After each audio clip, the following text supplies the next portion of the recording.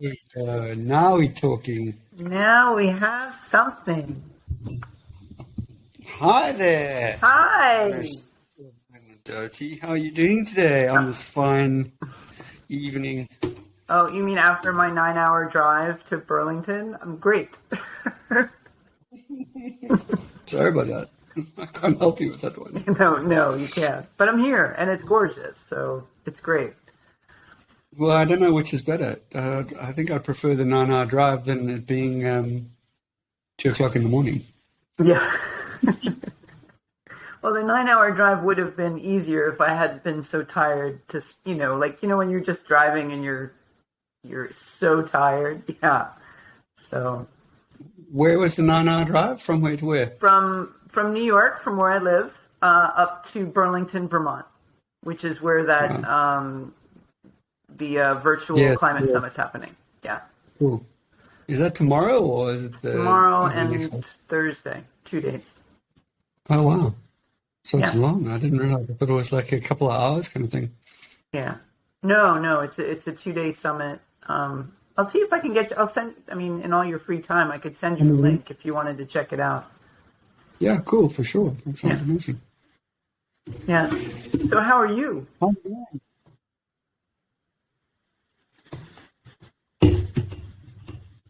Sorry again, I missed you. How are you? Yeah, good. Just been a crazy day, evening, night, and morning, it seems. What time is it there? Just after 2 o'clock in the morning.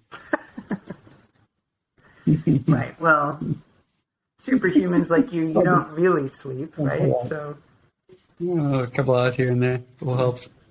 yeah. But yeah, it's been. I think it's been a good day.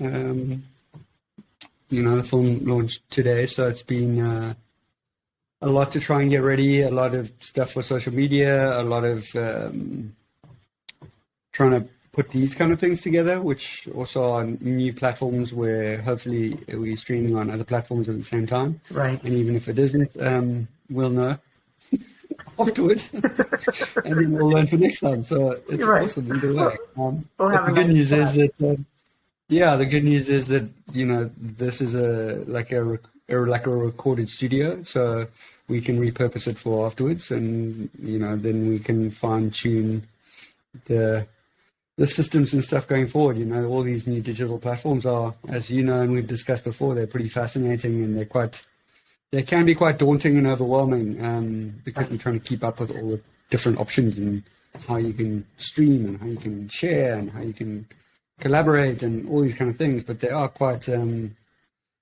daunting in the beginning until you get your head around them, and some of them are easier than others. And Right. but it's all part of evolving and changing and growing and being able to merge into the new world and keep up with the digital space, which seems like it's a space race itself.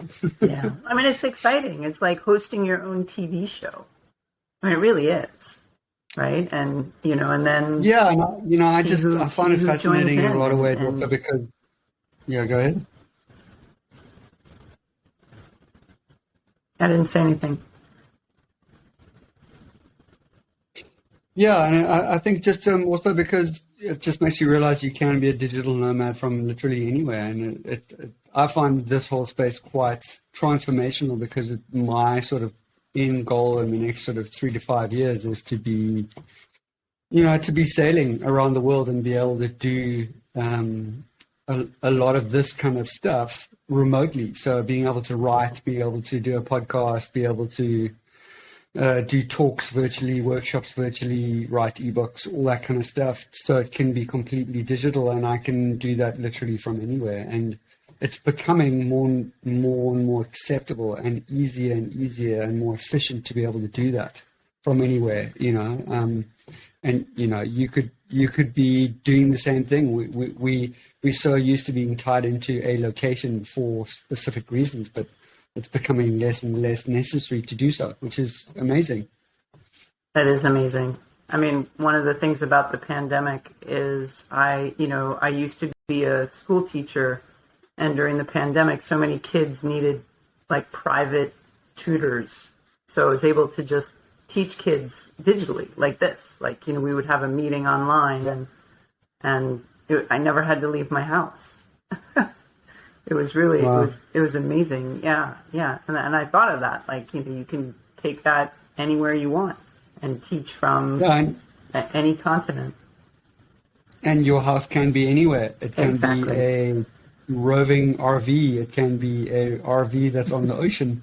And, it really is sort of limitless in regarding to the potential. I think the greatest challenge and the greatest limitation is our own mental capacity to think out of the box, really, and find different opportunities and ways to be able to do it that fit in with our world and with our, wants and needs, and how we want to tailor and create our own future. And I think we've been so programmed for so long into how the box that we should fit into, or the box we've had to fit into for so long by mainstream society, that it's actually quite liberating with the pandemic to be able to see the opportunity in what's happening around us, which has allowed us to be able to be more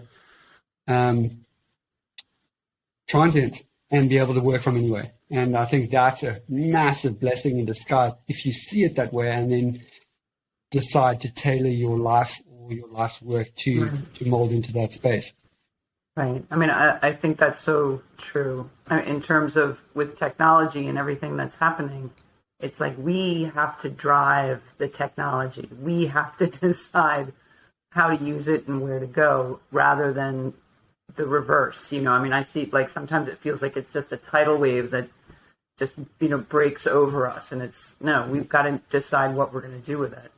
I mean, one of the things I'm going to do tomorrow in this climate summit is they have a virtual reality like summit, Okay. and it includes scent for the first time, so it includes smell. Wow, And I'm that's excited. amazing. Isn't that cool? Yeah. So I have no idea. I mean, do they put your head in a helmet? Like, what are they going to do there? So I'm looking forward to seeing what that's all about. Let me know. That sounds absolutely fascinating. I'm really, Doesn't it? really Yeah, keen it sounds to really cool. know how they do that.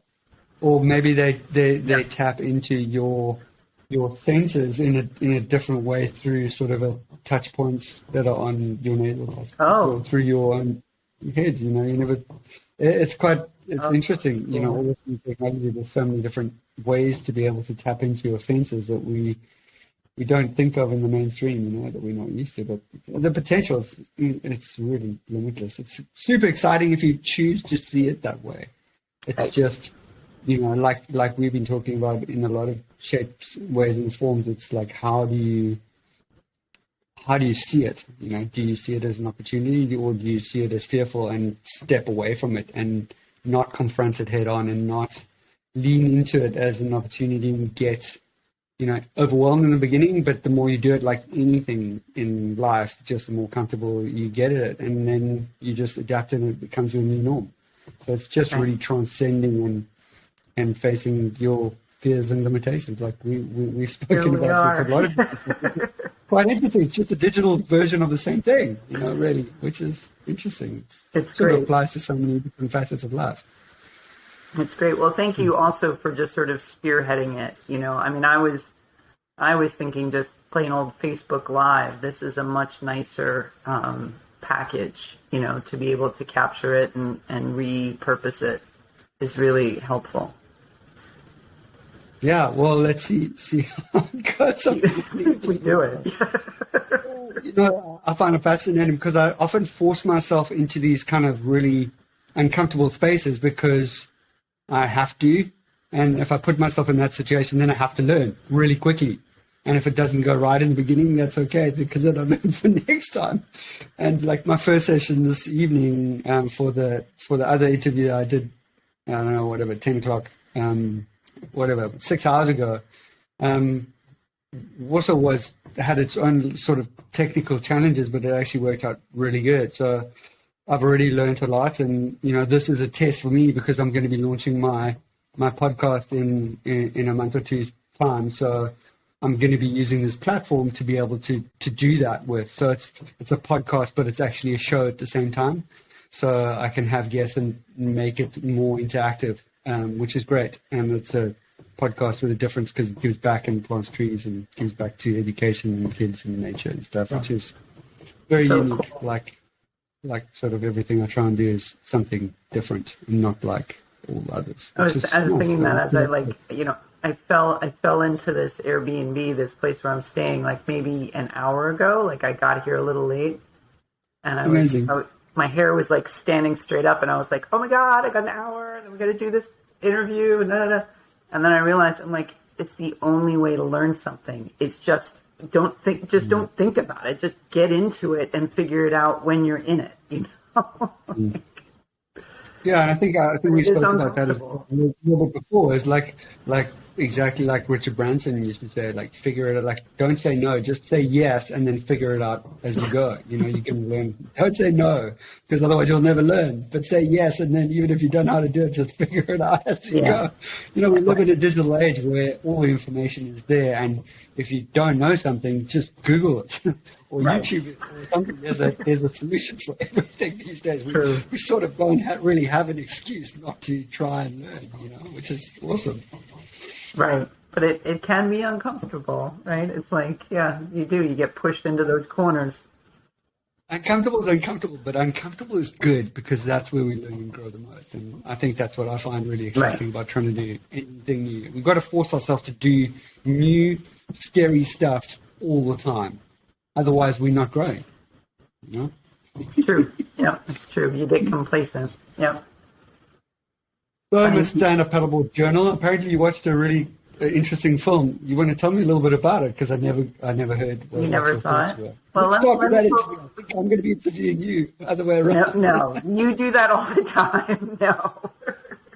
Well, let me know because Chris, you also sent me that other link about letting my audience in. So, like, when should I hit that? Well, your audience is ready to be involved already, actually. So you can send them that link. You can put it on your Facebook Live. You can put it anywhere to share, and they just click that link and it'll allow them in. Like I don't need to allow them into the room. That's an open platform to see and hear what you are seeing at the same time. Okay, so this isn't on Facebook Live right now yet. Well, it actually should be, but I don't know if it is. You're right. And and it's quite hard to see at the same time. So because I'm sort of the host, I haven't checked that kind of thing. Last time when I actually clicked on this, it wouldn't allow me to go into Facebook Live because something wasn't right. But this time it allowed me to go on, which tells me that everything should be working fine in the background. And even if it isn't, we'll know afterwards, and then we can repurpose this and send it out on your Facebook Live or Facebook Live, but pre-recorded.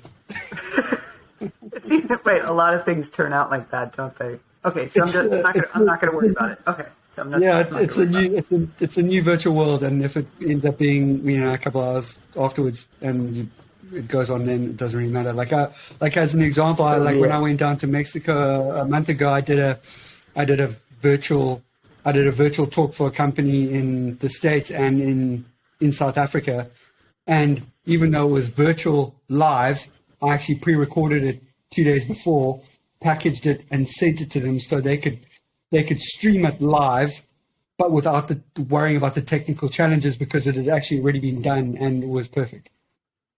That's cool. That's really cool. So yes. I just recorded. I have my intro and I have my outro, and then I recorded the live version in between, and then I recorded my closing talk that I do, and then I went into iMovie and I just packaged it all together, created one stream, and then just sent it to them, so they don't have to worry about possible technical issues, about the Wi-Fi going down, about anything. They've got the whole thing already in their inbox, the day before they need to do their event. And that's the one thing as an event organizer, that they worry about the most, especially on the virtual space. So you take the greatest concern for them out of the equation, and they have control over everything, which is awesome. That is awesome. So you're actually bending time now. Like manipulating I like time. that. I like that. Let's spend time some more. Yeah, exactly. Until now, yeah. Time. Add it to the list. So yeah. So the film, right? So the film. So I had a lot of thoughts about it, right? Because you showed me the trailer to that film. What was that? 3 years ago, right? Something like that. And when I saw the trailer, it started then. I was like, I can't wait to see that feature film. And it's been a journey for you, right? It didn't like come out the following year. It took time to pull it together. And so I watched it the other night, and I'm not going to tell you yet what I thought of it, but I loved, I loved certain things about it. Like I loved how you used the GoPro footage, right? So there you were, I'm assuming that was GoPro, right? So you were, out in the middle of the Atlantic Ocean, managing the 1,000 things a day that you said you had to manage, right? It was constant, like one thing after another, Just taking care of it. everything. And you're videotaping yourself as you go, right? Like, I mean, just the thought level of everything that needed to happen in order to take that film. Like I understood it when I watched the film. I was just like, oh my goodness, like in the middle of all of that, you're also trying to create a movie, and I thought while trying to paddle like 10 to 15 hours a day. That's the little extra caveat there. I know. No, that's what I mean. Like, so there you are, right? You're literally every day paddling, across the Atlantic Ocean.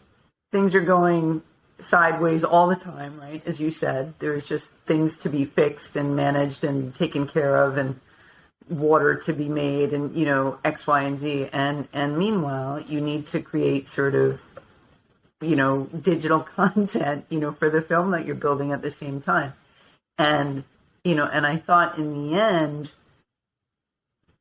it worked. You know what I mean? It really worked, because you didn't show us the whole 93 days. That would be a very long film, but you took the clips of the places that had significance, or a transition, right? Something changed, or something exciting, like the storm or the shark, and those were stitched together in a way that gave us, the viewers, a sense of the experience, right? Just a taste of the experience of what you must have had out there. So, I mean, I thought that was really exceptional. I don't believe that's ever been done before, right? That kind of filmmaking. So I just, on a like a sort of just a logistical level, I was just really impressed by the whole concept of how you created the entire frame. But at the same time, I know it was super challenging for you, because you've told me that. Right, you told me like making that film was not simple. So I just wanted to hear a little bit about like what were the major challenges in completing the film, in making the film in general. Like what was some of that hardship that you had to experience? Yeah, I think great question. Ev, I think like a lot of filmmaking, I think especially indie docs, it's always the funding is always the greatest challenge, along with all the multitude of different challenges that you face. However, like for myself as a filmmaker, my primary role and objective is actually just to create the project first, and that is always like the hardest thing, just to get the funding to do the project and bring the whole project to life, create it, do it, put it together, pull it off, and then on the side you're actually trying to make a film in the background at the same time with zero funds until afterwards, and then you're like, okay, I tried to create a film. I had no budget, but I was trying to film it along the way myself, and then try and get funding afterwards to put together a film that's almost already been shot by yourself with like minimal cameras and equipment, as the antagonist and the star of the show, while you're doing this crazy thing that's never been done before, and then you're trying to get the funding to do it like afterwards. And most directors that you want to involve don't really want to get involved in a project that's already been shot really what they consider to be badly on really poor quality cameras, and then try and put someone else's vision together when they don't have the creative scope and space to do it from scratch, and then get the funding to do it.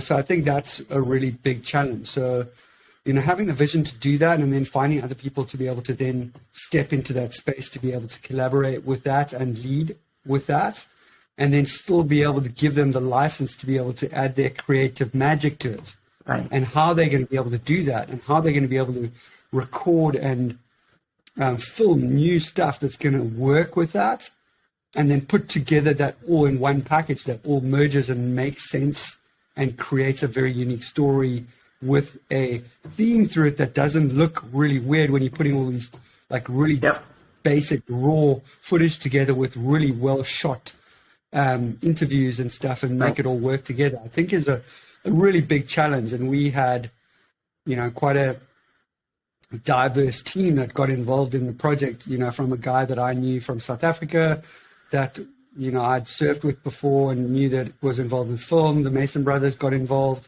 Then my one really good friend, who's one of the main directors in South Africa, that's done multitude of really big films, Bruce McDonald, who was involved in my last film, Ocean Driven.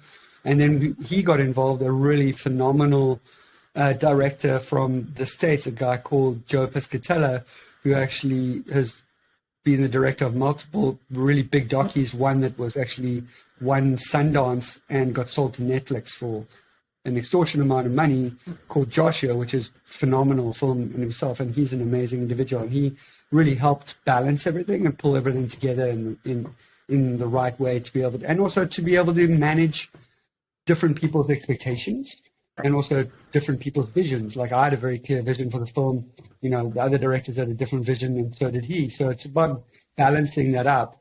And sometimes your visions and the way you see things don't merge, and you butt heads. And it's really, I think, I'm very passionate about what I believe in and what my vision is, and that's got to come out. And, other directors might have their different visions, and sometimes they just don't match. So you often need a couple of people to help balance that. And that was, for me, it was a great challenge as well. And especially when you're putting in your own, you're investing everything into what you do. And when I talk about investing everything, you know what I mean, because it's, I go all into everything that I do. So I literally put my life on the line. I put, everything on the line to be able to make the stuff happen that I do, right down to the point of investing my own, my personal, financial, everything into it as well. Because once I start something, I literally, I'm like a dog with a bone. I just never give up until I get to the end result that I need.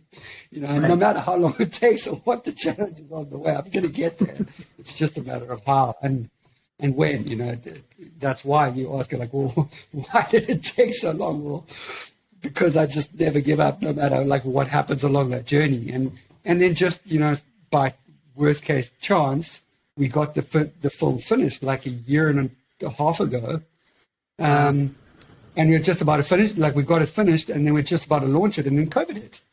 And then everything that we had done, which was all designed for cinematic release, right. Then suddenly the world changed, and suddenly, we can't do cinematic release because there's no festivals, there's no cinemas, and now suddenly a 90-minute version of the film was no longer valid, and people didn't want 90 minutes. They wanted 55 minutes, which was more saleable for broadcast and for digital.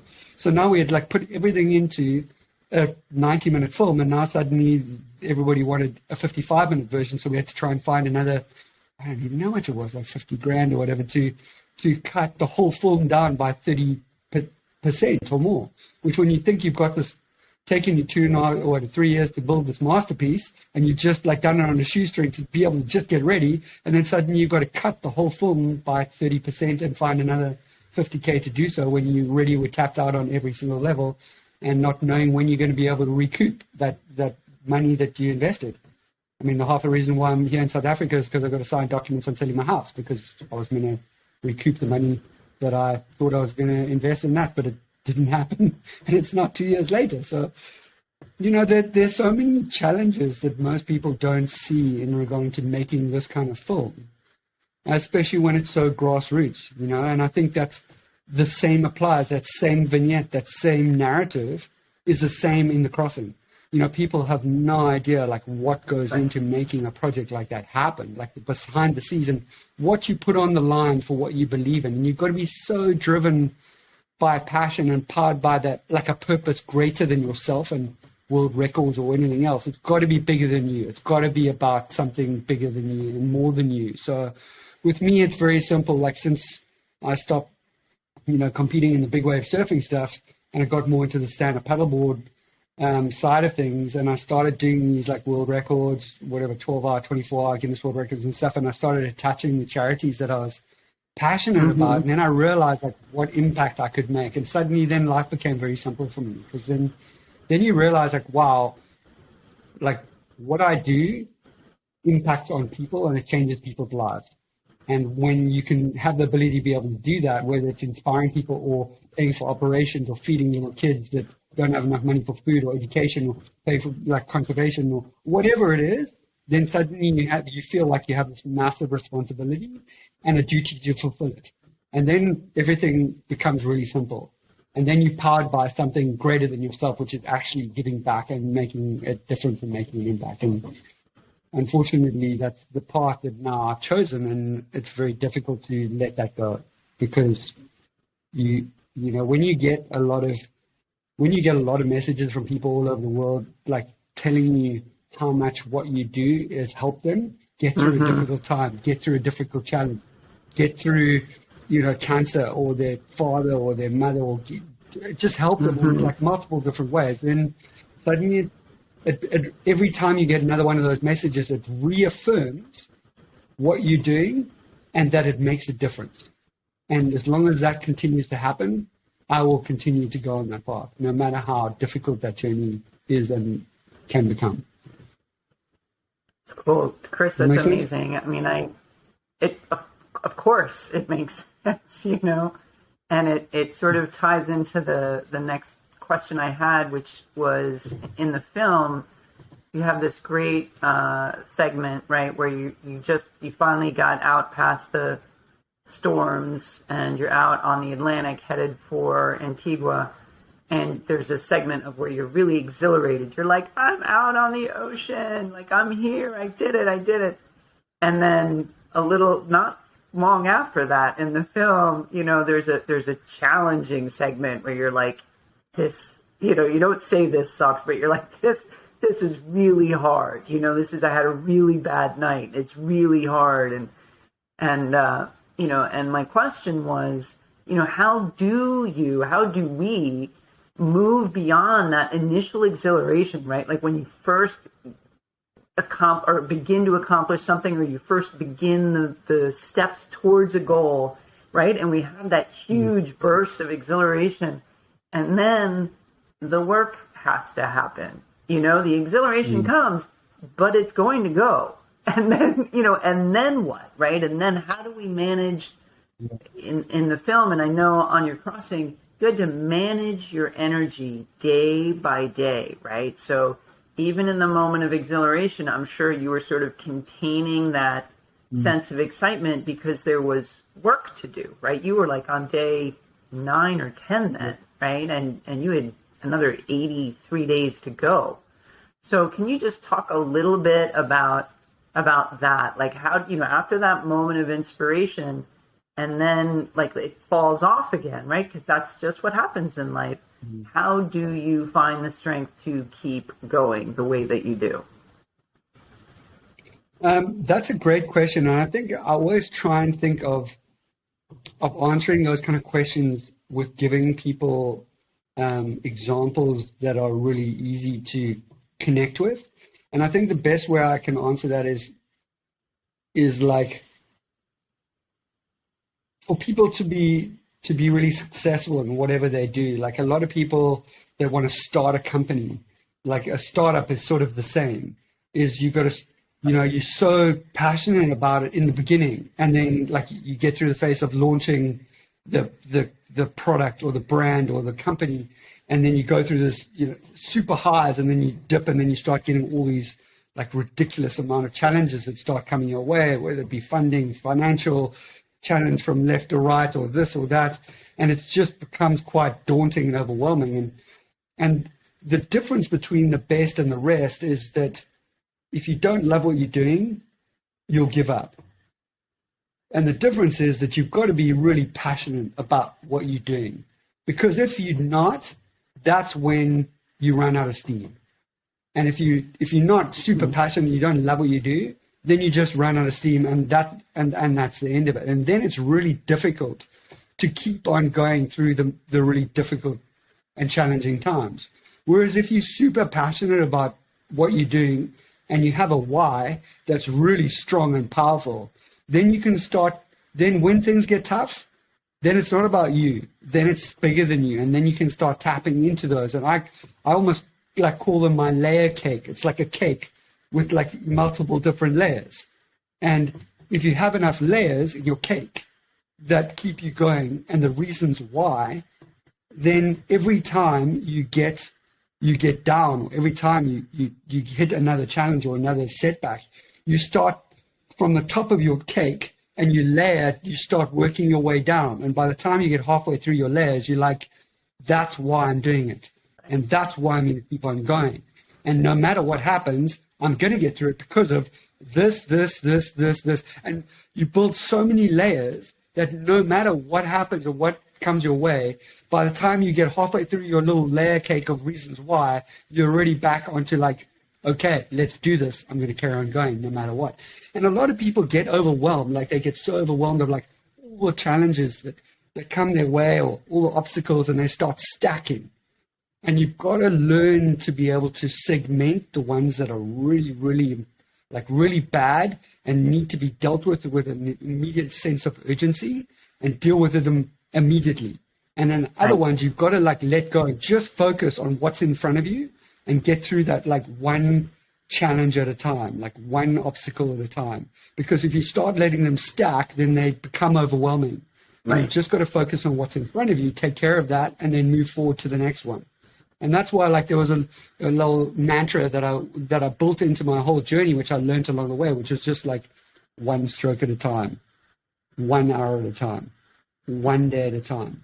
Because if you start focusing on like how far you've still got to go, then it becomes too much for your mind to fathom and your mind to conceptualize how you're going to get through it. I mean, if I started focusing on how far I still had to go after the first 2 weeks of not even getting through to the Canary Islands, when I had like all that like multitude of different crazy problems that just were like, they were just like all stacking on top of themselves, like so overwhelming. All my systems went down, got stuck in the storm. Then it was the giant squid that almost pulled me down with a parachute anchor, which we obviously couldn't put in the film because we had no footage of it. But I should have filmed it. Yeah, whatever. These are the kind of things that people don't understand. You can't film it with time. There's a lot of parts of it. And then just thinking I was going to get shipwrecked on the Canaries, then losing my steering system, then, almost ripping off my finger, all that stuff that's not in the film. Like if you just focus on that, it becomes too overwhelming and you just give up. But you just deal with one thing at a time. And by the time I got through that, then I was like, okay, I'm going to do this. But if I'd have focused on, I've only got through 350 miles and I've still got, 3,600 miles to go, and that's what happened in the first 300 miles, then most people just give up right then and there. But if you focus on what you still have to go, but rather not focus on that, rather focus, and it's the same sort of thing in life where you like, don't focus on what you haven't done, focus on what you have done, celebrate those small baby steps and milestones, and celebrate your small wins, and then move forward. And if you eventually just focus on what's in front of you, and those small wins eventually add up until suddenly you get to the halfway mark. And then as soon as you get to the halfway mark, you turn around and you go, wow, look how far I've come. Yeah. Oh, okay, I'm now halfway. If I can get to halfway, then there's no reason why I cannot get to the finish. Right. And that's how you break it down. You break it down into little bite-sized chunks that are manageable for you to digest. What I call chunking. Like you break everything down into little bite-sized chunks, and you just chunk until eventually all the little chunks start adding up until suddenly you've got a bite-sized chunk, and then suddenly the bite-sized chunk becomes, a big chunk, and then the big chunk becomes half, and then suddenly you're half. And that's why the famous saying says, how do you eat an elephant? One bite at a time. Very true. That's great. So, I mean, when you started that answer, and you were, talking about all the logistics and the problems and trying to start up a business, and I thought you were making fun of me. I thought you were talking about stand-up journal. I was like, that's not fair, right? Because sometimes I did. You like perfectly described what happened. When I was watching it, I knew that's like what I was sort of referencing. But again, so many people can identify with that because that's what it's like, right? And everybody's got their own version of that. And it's the same as like everybody's got their own version in their life of their crossing. Yes. Everybody's got their own storms to face, their own oceans to cross. Mm-hmm. And for them, it feels the same. It's just different. Yeah. It's just a different version for them. And that's why the same things apply, the same tools apply, the same mantras apply. Everything's the same. It's just a different version of it. And it feels as intense for them as it does for you.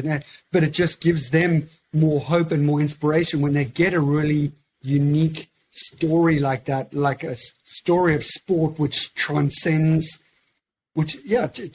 sport, because it's an inspiring story of hope, courage, and perseverance. And we all need that. It's like now, in the world that we're living in now more than ever. But the same rules apply. Right. And those stories just give us hope, and they give us courage, and they are like the catalyst to be able to help us get through difficult times. We're like, wow, okay, if you can get through that, then I can get through this, and you can apply those same things. And I think you're absolutely hopefully right. that's really helpful. That's really powerful. It's super helpful, Chris. I mean, I think because when you actually did the crossing, right, I'm one of the people who checked in on your live tracker every day. And I'm one of the people who at the start of your crossing was like, no way. He's not going to make it. Right? I was like, no, but I was game to keep an eye on you out there for a bit. And I remember the moment that I was watching the map and I saw where you were. And I remember when I got it, I was like, holy goodness, he's going to make it. Like, he's going to make it. I can see it. I can see the trajectory. I know exactly where he's, right? You're going to catch those trade wins. It's going to happen. It's going to happen.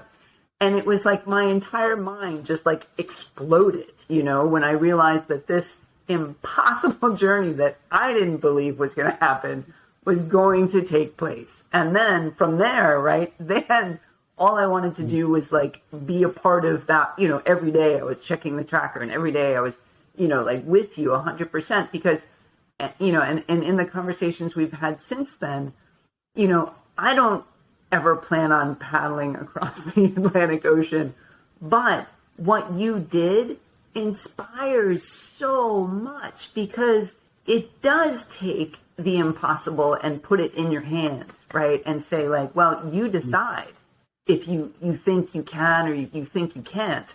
It's up to you, right? And that crossing for me, when you made that turn and started heading up towards Antigua, I mean, was just one of the most exciting. I mean, to me, it was like watching somebody learn how to fly for the first time, like the Wright brothers putting an airplane in the air, because it was that big, right? Just to be able to bear witness to something that shouldn't be happening, right? Just shouldn't be happening.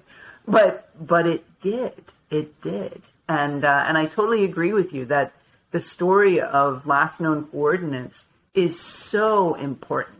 in our world today because we can relate, right? We all have those struggles. And I loved what you said about we all have our oceans to cross. Because I think that's so valuable and so true, and your story of the sup crossing, what it does is it asks us, right, to sort of question ourselves about how are you going to tap in? How are you going to tap into that part of yourself that says I can, right? That says I will accomplish this, or I will, or at least I will try. Mm-hmm. Instead of the will that we're so programmed to believe of what we can't do, and then the self-fulfilling prophecy that comes from that when we start going, oh, I can't, and then we start giving ourselves all the reasons why we can't do it, and we focus on all the reasons why we can't do it to validate us not doing it. Right. And I always find that bizarre, and it's like part of like one of the next books that I'm working on as well, which I'll finish next year, which is all like, why do we focus on the things we can't do? Why are we not focusing on the one thing that we can do and then finding all the reasons why we can do it and then doing it instead of talking ourselves out of doing it? Like, I don't understand why we almost like it's programmed in us to self-sabotage ourselves doing something. We think of all the reasons why we can't do it, when what we should be doing is thinking of all the reasons why we can do it, or just finding one reason why we can and focusing on that and making sure we go ahead with that until we get there. And like I've probably spoken to you about before, it's like if you know that if you move towards your goal, no matter what you do, even if you get multiple different setbacks, as long as you keep on getting up, even if you go backwards and you keep on moving forward, you'll always eventually get to your end goal. And the only time you won't is when you stop trying. And if most people knew that, then Chris, I think I just lost they would you. never give up and The stop trying. screen froze.